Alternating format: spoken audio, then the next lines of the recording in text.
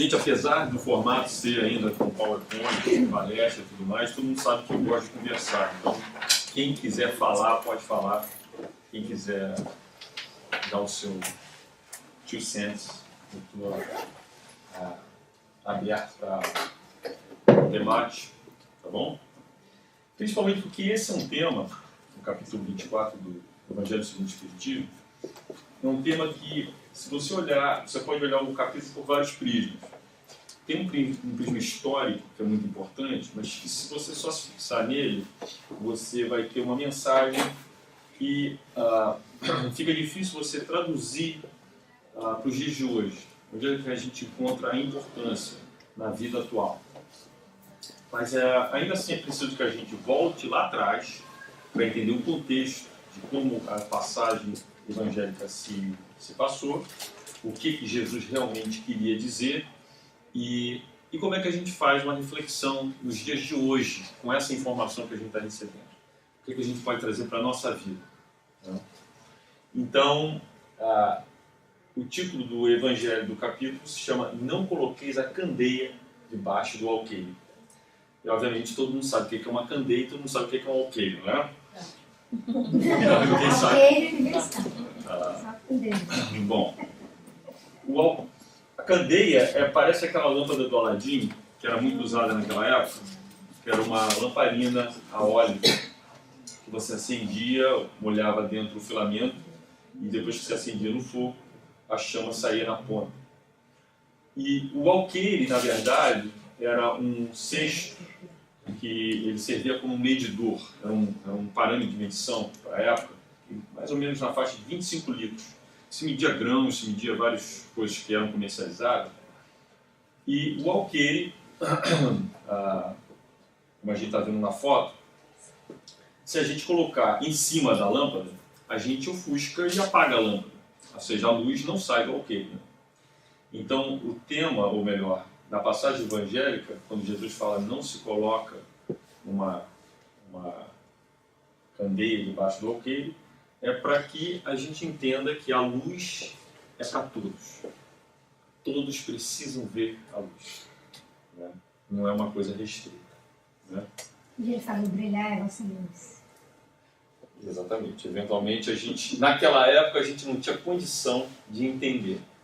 E o que a beleza do Evangelho, e a gente entender mais ou menos a proposta de Jesus, que é um espírito, que a gente sabe no espiritismo, um espírito de luz, um conhecimento que a gente não consegue nem alcançar, na sua pureza, na grandiosidade. Então você imagina, você, com todo esse cabedal, se coloca no lugar de Jesus e entra dentro de uma escola onde só tem criança. Você quer ensinar uma maneira melhor para essas crianças que estão brigando o tempo todo, sujando as paredes, fazendo uma bagunça danada, uma maneira melhor de se comportar e de viver. Mas você sabe que aquelas crianças que estão ali têm uma capacidade de entendimento pequena. Por quê? Porque apesar da inteligência humana ainda dominar, né, no nosso corpo físico, capacidade cerebral, as invenções, a tecnologia, tudo que a gente pode criar como um ser humano, ainda assim o nosso lado moral não acompanha na mesma proporção da nossa potencialidade intelectual. O lado moral ele se desenvolve mais lentamente. Então você imagina Jesus entrando nesse kindergarten, que era a escola, 2000 anos e tantos atrás, e pensando assim, bom, como é que eu vou passar essa mensagem e que essa mensagem possa se fixar e perdurar durante o curso de crescimento dessas crianças, para que eles mais tarde, ainda assim, estejam discutindo os ensinamentos, porque ainda assim esses ensinamentos são vigentes. E hoje em dia, a gente voltando, a gente lendo os evangelhos, a gente vê como ainda a gente está distante de conquistar as virtudes que ele, naquela época, veio falar, que eram necessárias para o nosso crescimento moral e espiritual. Então ele vem dizer que o conhecimento tem que ser para todos, que a luz tem que resplandecer. Agora, olhando o contexto da época, a gente vai entender o seguinte, que todo mundo, as crianças que estavam lá, que éramos nós e muitos outros, a maioria não sabia escrever.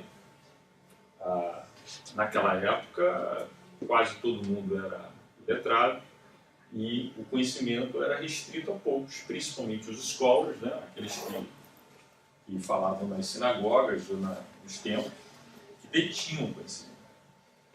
E, obviamente, infelizmente, no curso da história, a gente vai ver que esse conhecimento ele serviu de poder, né? Porque ele ficou guardado, ou explorado, ou sendo passado à medida que os poderes se exerciam.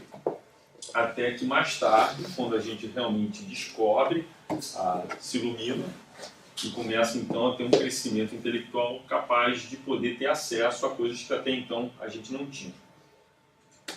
Quem lê Paulo e Estevão vê que durante o curso do livro, Paulo, que era um doutor da lei, assim que tem contato com os evangelhos e se converte no caminho de Damasco, quando ele encontra Ananias dá para ele os manuscritos que ele andava. E ele faz várias cópias. Alguns que podiam fazer cópia faziam. Você imagina você querer saber e não poder ler. Então você dependia daqueles que vinham passar a informação para você. Né? E olha como é difícil, porque você depende que essa informação seja clara, seja pura. Né? A gente sabe que Jesus não escreveu nada. Foram os relatos dos apóstolos que conviveram com ele que escreveram. Né? E no curso dos séculos a gente teve diferentes traduções de língua A para língua B e tudo mais. Mas ainda assim, graças a Deus, a gente ainda teve todo um suporte espiritual para que a mensagem do Cristo ainda se mantivesse intacta. E a gente conseguiu, como hoje ainda, ter acesso a tudo isso. Mas naquela época, precisava-se que essa informação fosse para todos. E a gente não sabia como tudo isso ia se passar no curso da história. Agora, ciente disso, ao mesmo tempo, a gente via que Jesus falava por parábolas. Né? Agora, Jesus não era o único que falava por parábolas. Era uma maneira da época comum, até nos tempos, de se educar. Da mesma forma, voltando, como é que a gente passa informação para uma criança? Ninguém sabe ler e escrever. Será que se eu contar uma historinha, fica mais fácil de gravar? Acho que quem é desse lado da comunicação, quem estuda, né? A gente estava conversando do impacto visual, do impacto, né, de todas as formas para que você grave. Naquela época, esse simbolismo de você contar, passar uma informação através de uma história, e principalmente uma história que fala sobre as coisas corriqueiras da época. Então, a maioria das palestras de Jesus, você vê que está se falando do campo, do grão, do cultivo, né? As coisas que eram vigentes, que era a preocupação do povo da época. Agora, existe uma coisa também na parábola, que muitas das vezes na historinha, o sentido não está explícito. Ele está meio que nas entrelinhas. E é preciso que você entre a fundo. Aí que entra uma coisa bonita. Quando a criança lê a parábola, dependendo do nível moral que você se encontra, você vai absorvendo uma mensagem cada vez mais madura. Então mostra que essa maneira educativa ela serve por um tempo muito mais prolongado. Imagina só, vou fazer um exemplo de uma palestra ou de uma parábola de Jesus. Se Jesus chegasse para vocês e falasse assim, naquela época, olha, vocês têm que ser bons, se a pessoa está machucada, você ajuda. Ajuda que faz bem fazer o bem. Tudo bem. Foi e falou uma coisa direta. Agora ele vem falar, no caso do samaritano, que tinha um homem que andava na estrada e foi assaltado pelos ladrões. E aí ele caiu, os caras bateram nele e ele estava todo ensanguentado. E aí passou por ali, né, um doutor da lei, que não tinha tempo, passou batido. Então você começa a ter toda uma visualização do fato que estava acontecendo e você grava de uma maneira muito mais forte e começa então naquela hora, talvez você preste atenção só nos ladrões, que bateu sanguentado, aquela coisa toda. Mas depois que você começa a amadurecer moralmente, você começa a entender a grandiosidade do sentido que está por trás da historinha. Você começa a ver que Jesus menciona que aqueles que até tinham mais conhecimento não tiveram tempo de parar.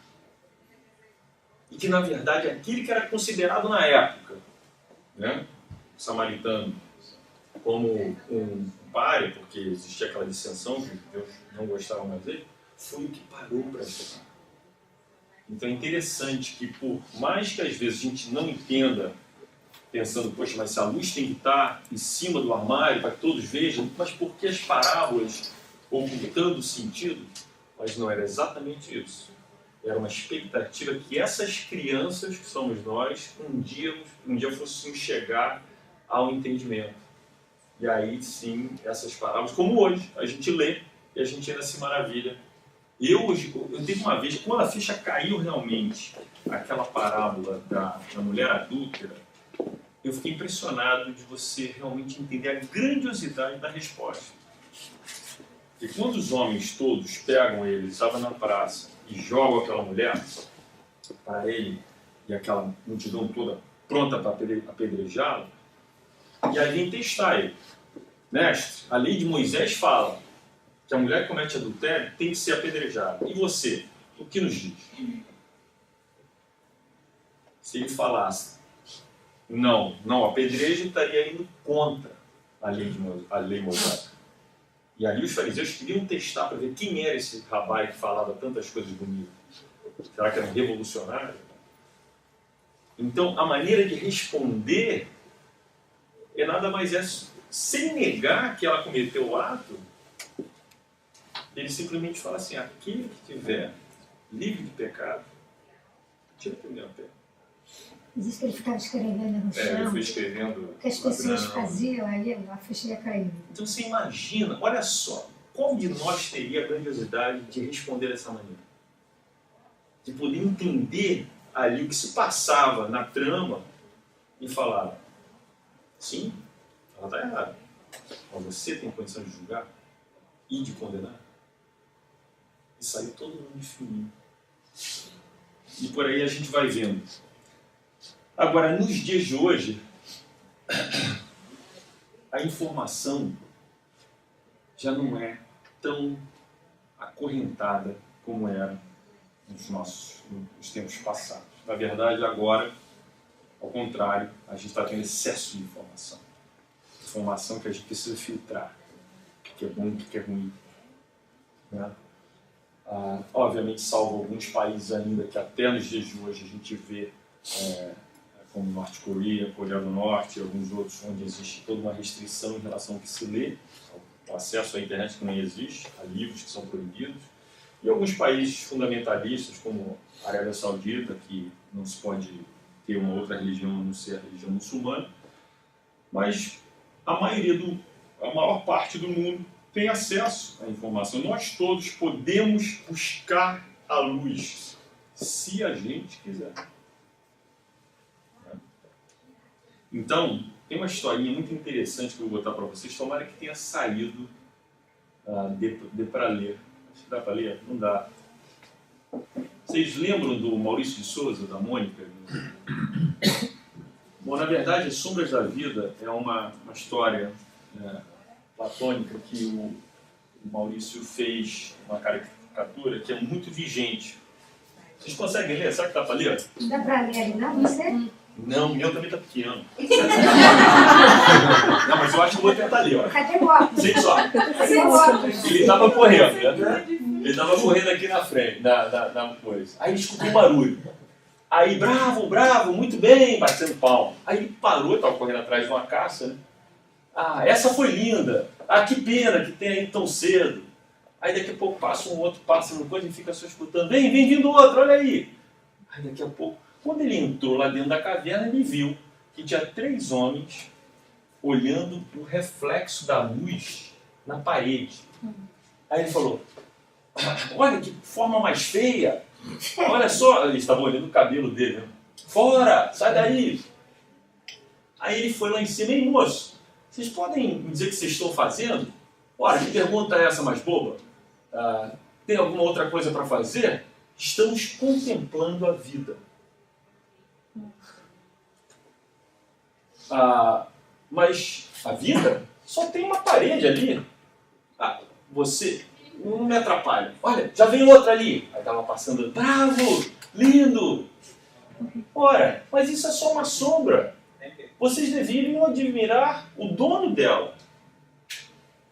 Você que está enganado. A vida está ali, ó, na parede. Puxa, eles acreditaram mesmo que o mundo todo está naquela parede. Aí ele entrou na frente assim, o que é isso? Você não pode fazer isso, sai da frente. Eu tenho novidade para vocês. Não querem conhecer a vida? Aqui tem uma de verdade. Seu engraçadinho, vamos dar um jeito em você, e correr atrás dele. Aí ele correndo atrás, fora da caverna, eles saíram na luz forte. E aí, que clarão, está me cegando, isso é um castigo, não deveríamos ter saído, não deveríamos ter parado de contemplar a vida. Olha, então vocês não estão se acostumando com a luz? Vamos, abra os olhos devagarzinho. E aproveitem para ver tudo aquilo que está aqui fora. E aí ele vê, ei, estava falando a verdade. É muito mais bonito a vida verdadeira. Poxa, obrigado, moço. Que bom, aqui não consigo ler direito, mas estão falando mais ou menos isso. Nós vamos indo. Que bom, tem muita coisa para fazer, muito lugar para ver. Que bom, aí mostra a evolução, Maurício é espírita, né? Aí mostra a evolução dele como espírito. Então ele é homem das cavernas, homem normal, tá? Aí quando ele volta para o trabalho, encontra os amigos, aí todo mundo lá, olha que lindo, não sei o que dizendo. Me desculpa, que coisa mais boba, como se tivesse outra coisa para fazer. Estamos contemplando o fantástico show da vida. Isso daí saiu na época que a televisão era o meio de comunicação, era o que nos ocupava, né? Quando que, na verdade, hoje em dia, a gente sabe que está todo mundo vidrado no celular, no tablet, e ninguém desgruda daquilo. Ou seja, todo mundo contemplando uma vida que, na verdade, não é real. A gente tem que pensar muito nisso, refletir muito sobre o que a gente está deixando entrar dentro de nós. Um problema completamente diferente do que as crianças que Jesus lá queria eliminar. Né? Então, isso aqui é uma explicação desse texto do Maurício, que ele faz essa analogia, né, As Sombras da Vida de Platão, mostrando de uma forma divertida a ideia do filósofo. Em seus quadrinhos ele consegue mostrar que um texto tão antigo parece ser tão atual, e como mesmo com o passar do século o ser humano continua condicionado a uma vida determinada pelo ambiente à sua volta. Na história de Maurício, há um final feliz para os indivíduos da caverna na era pré-histórica, que acabam por conhecer a verdade sobre a vida, mas com o passar das eras, a história acaba se repetindo, e nos dias atuais a televisão passa a ser a grande manipuladora da mente humana, nos induzindo a levar uma vida de acordo com os conceitos e regras que nos são apresentados. E é isso que a gente sempre fala aqui, que a gente tem sempre filtrar. Não é que a internet, os meios de comunicação, o desenvolvimento da tecnologia é uma coisa ruim. Não é. É que nós temos que saber utilizar e de uma forma que seja proveitosa para todos nós. Né? E que a gente não chegue nisso aí. Né? Até o cachorro está de iPad e ninguém mais conversa, ninguém mais tem tempo para viver a vida real, porque a vida agora, os estímulos são todos vindo de um equipamento, né? E essa luz que a gente quer tanto que ela faça parte da nossa vida, qual é ela que a gente está deixando entrar? Que luz é essa que a gente está buscando? Né? A gente tem que pensar muito nisso, porque a informação está aí. Se a gente quiser buscar, a gente vai encontrar coisa muito boa para nós, para a nossa família, que vai trazer assim inline, um crescimento muito bom. Mas é preciso que a gente tenha uma ideia, não é? Muitas das vezes a gente fica mais entusiasmado com os fogos de artifício, né? Eu digo fogos de artifício, que é uma boa comparação de luz curta, que termina em fumaça. Que ela é maravilhosa no início, pá, aquela cor linda que nos atrai, né? Que nos impressiona, que nos ilude, mas dura pouco. E no final só termina em fumaça. Que luz que a gente está buscando? Que luz que a gente quer trazer para a gente de uma maneira que a nossa vida, então, possa estar mais leve, mais fácil, e que a gente possa entrar nesse caminho do crescimento. Agora, muitos de nós vão já ter esse momento de como é que se fala? Eureka. Porque, como Jesus sabia lá atrás, de uma kindergarten de crianças, no meio daquelas crianças, tinham sim uns que já conseguiam entender a mensagem. Porque a gente sabe da variedade de níveis morais nos espíritos que encarnam aqui na Terra. Uma diversidade enorme. Tem aqueles bem imaturos ainda, que ainda estão buscando a cor da luz efêmera, e tem os mais amadurecidos, que já não se encantam mais com essas coisas, já estão buscando os valores diferentes da vida. Então, da mesma forma que Jesus sabia disso naquela época, tudo se aplica ainda para hoje. Então, muitos de nós que estamos aqui no Centro Espírita, estamos lendo, estamos buscando conhecimento, cientes que a era do Espírito, que a espiritualidade está cada vez mais nos alertando sobre a importância de entender tudo isso, alguns ainda não. Mas os que já estão, já têm a obrigação de fazer a diferença. Né? A gente fala muito aqui que no Espiritismo, quando você realmente entende a proposta, tanto moral do Cristo como a doutrina, o que ela nos traz em relação à caridade, ao amor, a gente começa a ter uma responsabilidade no sentido de o que a gente faz com todo esse conhecimento. Será que eu vou guardar e vou botar debaixo do alqueire? Ou será que eu vou vivê-la, vivenciá-la? Agora, eu coloquei o exemplo em vermelho para dar uma destacada.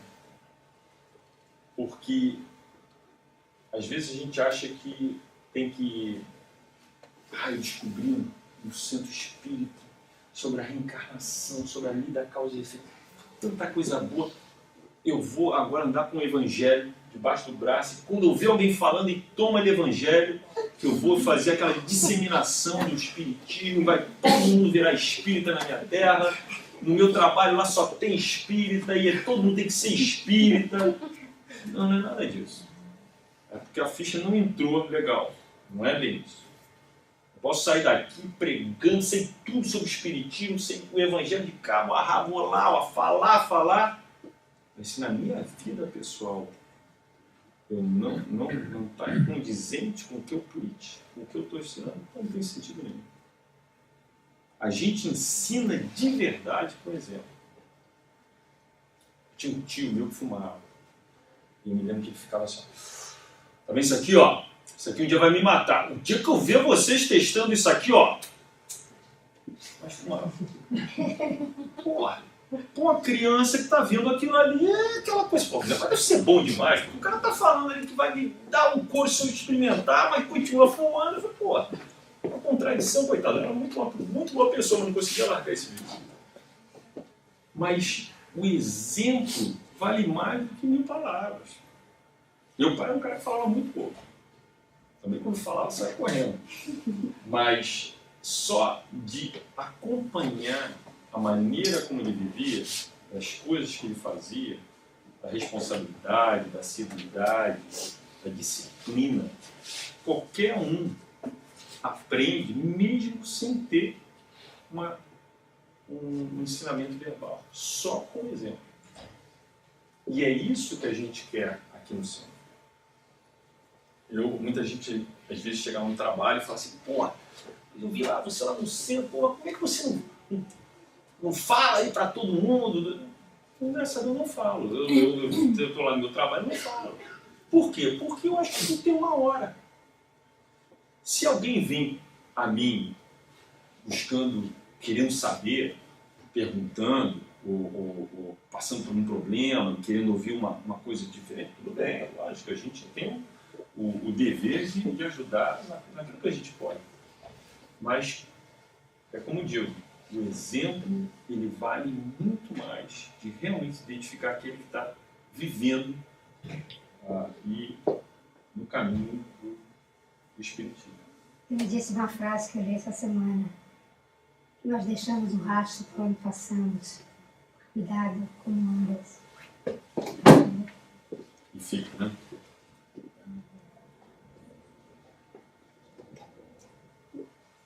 Então, gente, esse é um capítulo pequeno, mas de muita reflexão, para que a gente possa entender, em termos históricos, o que Jesus passou nesse projeto de trazer para a gente o Evangelho, e hoje em dia, como a gente tem tão fácil para nós todo esse conhecimento, através do desenvolvimento da tecnologia e de tudo mais, e que como agora cabe a nós a gente incorporar, buscar, assimilar e vivenciar. Ops. E essa é a verdadeira luz. Né? E é isso. Quem quer comentar alguma coisa? Você falou do samaritano, que a gente foi a única que passou um quadro, passou um soquinho, ninguém parou para ajudar. Aí Kardec nos afirma, fora da caridade, tem jeito. É pela caridade que a gente vai se livrar dos nossos débitos negativos do passado. Caridade e o amor é tudo. E esse sempre foi o lema de Allan Kardec, o Espiritismo. Jesus já devia. E é um challenge, é um desafio para todos nós. Principalmente que é o pessoal mais velho. O pessoal mais velho viveu a época do antes, está vivendo durante e ainda vai pegar um pouquinho do depois. Eu sou da época que a televisão era preta e branca. Eu já tinha televisão. Você já tinha cordões? Não. O telefone no Brasil, só quem tinha din-din. Que era telefone de linha, tu esperava um tempo para ter, que era coisa. Tinha um na neighborhood inteira. Quando tocava, via o vizinho que tinha e falava, né? Então você imagina só, você passar por todo esse desenvolvimento tecnológico, né? Eu me lembro que eu marcava com os amigos, como ninguém tinha telefone, quando eu encontrava, eu falava, ó, dia tal hora, vamos lá, tal lugar, não, beleza. Só ia encontrar naquele lado, se furasse ou não tinha como avisar, não tinha celular, não tinha nada. Né? Então, você vê, você vai passando por tudo isso, todas essas coisas, para agora, vivendo na época que a gente vive, poder passar para os nossos filhos o que é bom, mas também mostrar para eles que, como eles não sabem uma vida antes, que existe uma vida antes, uma vida sem, que também se era feliz, que também se conseguia fazer mil coisas, se divertir, entendeu? E batendo assim, ó, com martelo em cima.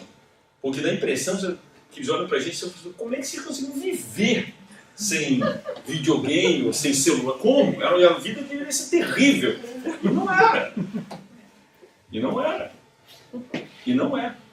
Muitas vezes eu adoro desligar o celular e quando eu volto, o que vai ver tem não sei quantas mil mensagens. Deixa eu tocar. É importante isso. Que a gente também vai voltar. Quando a gente voltar, eu fico imaginando que mundo a gente vai encontrar. Se a gente reencarnar daqui uns 100 anos, digamos, que planeta a gente vai encontrar?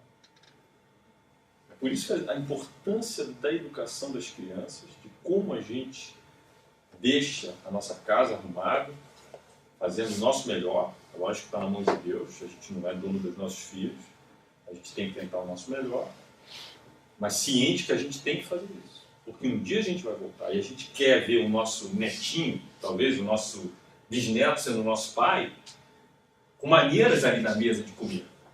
Vontade de sentar e falar, agora me ensina o que eu ensinei para o teu bisavô. Por favor, me ensina como eu passei.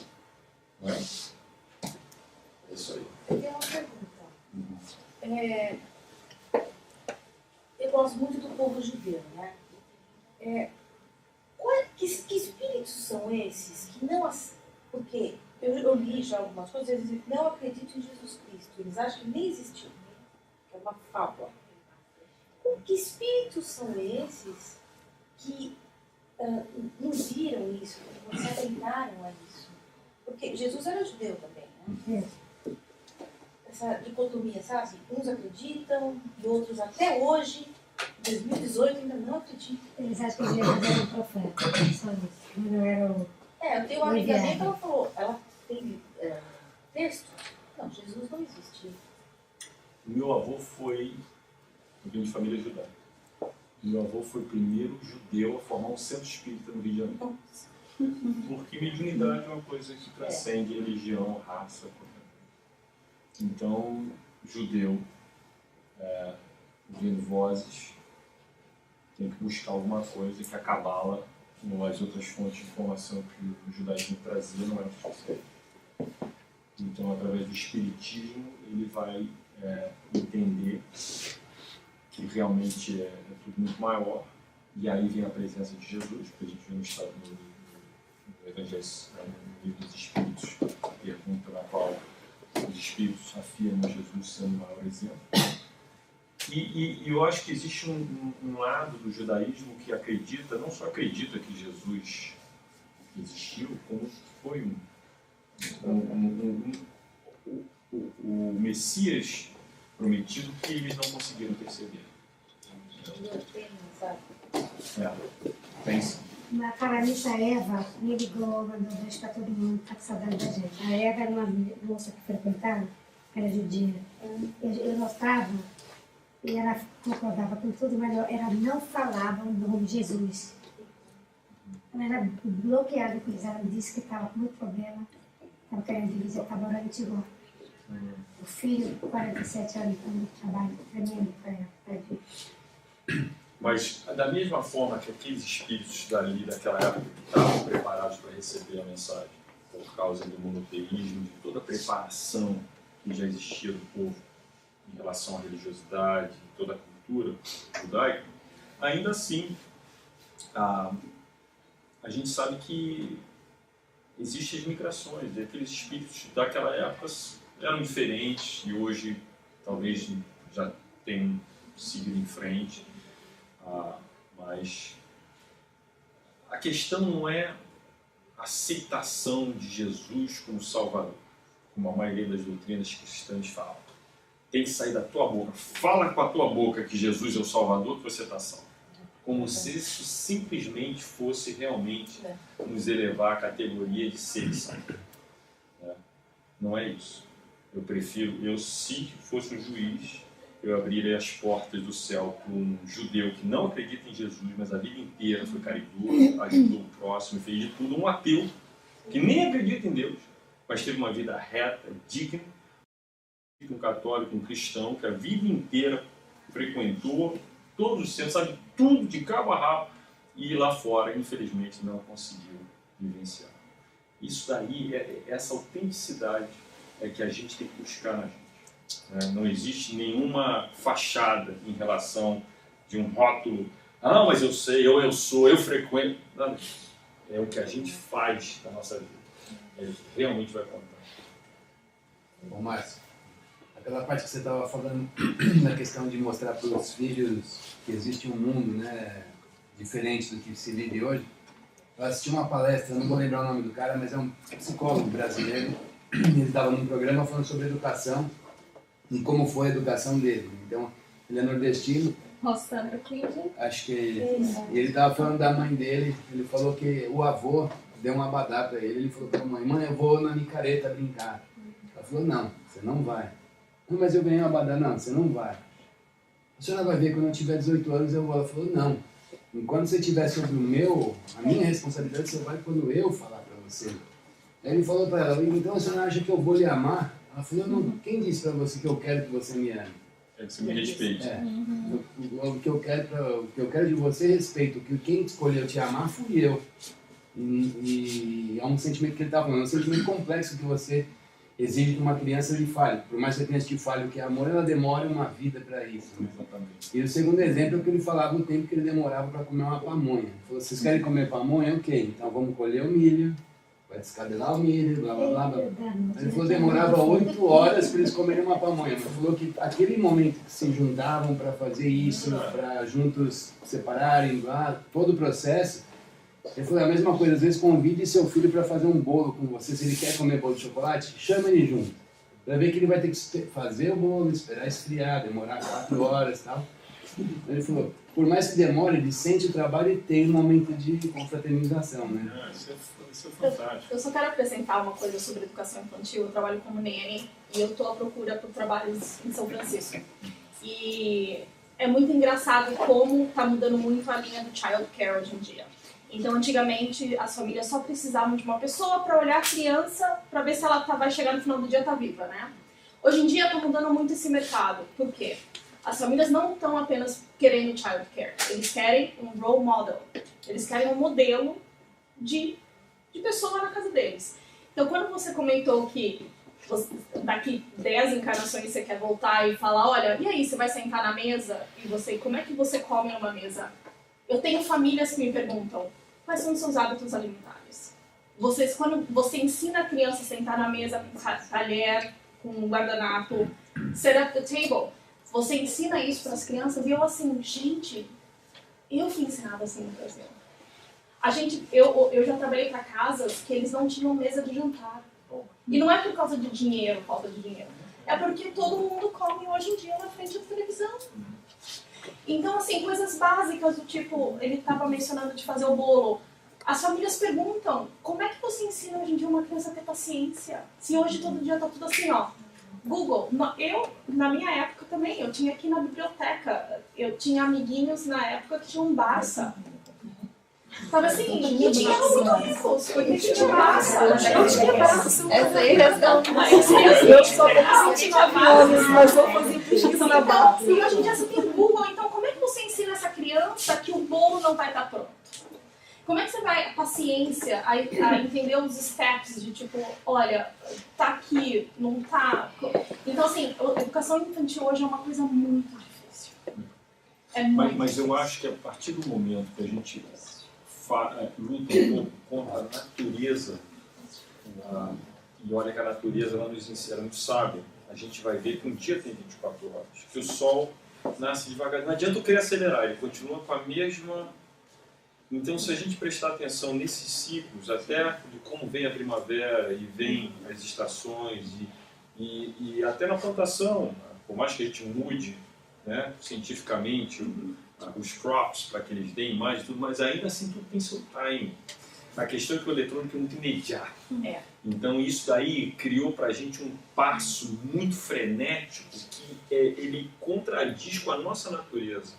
A nossa natureza ela não é tão rápida, tão acelerada como isso. Isso está causando, sim, como você falou, ansiedade, está causando vários transtornos, porque a gente não está sabendo lidar com isso. E esperar como. E nós que somos mais velhos, a gente viveu antes. Sim. Então a gente tem condição de tentar passar isso para os nossos filhos. Eu adoro pescar no alto mar, quando não tem recepção de celular. E aí, meu filho querendo um celular, alguma coisa para jogar, eu falo, não, relax, eu estou até rindo, porque não tenho o que fazer, estamos no meio do mar, zerado, no mar, presta atenção, olha os golfinhos, olha o céu, relax, take your time.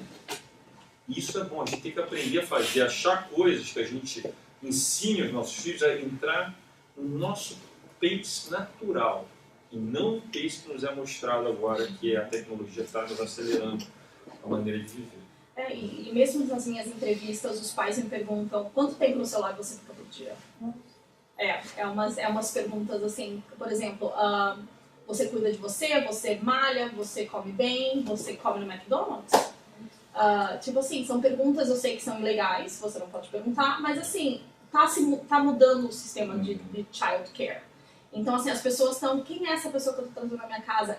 Que influência que essa pessoa? Porque se você, até mesmo você como pai ou educador, se você tá, é a questão do cigarro do teu tio, entendeu? Você tá naquele celular o dia inteiro, por que uma criança de 3 anos não vai ficar no celular?